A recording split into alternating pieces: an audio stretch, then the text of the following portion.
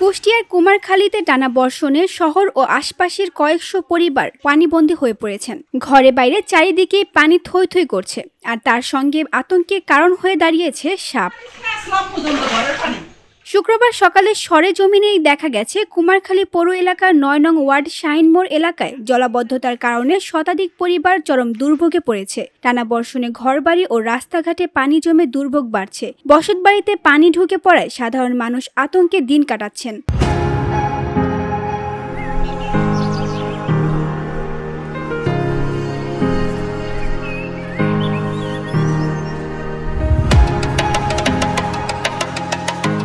এদিকে তেবাড়িয়া গ্রামের শফিকুল ইসলাম অভিযোগ করেছেন, পানি নিষ্কাশনের জন্য ড্রেন ব্যবস্থা সংস্কার না করার কারণে পরিস্থিতি প্রকট আকার ধারণ করেছে। একটু বৃষ্টি হলেই বাসাবাড়ি ও রাস্তাঘাট ডুবে যায়। আবহাওয়া অফিস জানিয়েছে, গত ২৪ ঘন্টায় ৮৮ মিলিমিটার বৃষ্টিপাত রেকর্ড করা হয়েছে। শাহিনমোড় এলাকার বাসিন্দা ইব্রাহিম বলেন, বৃষ্টির পানিতে এখন ডুবে আছি।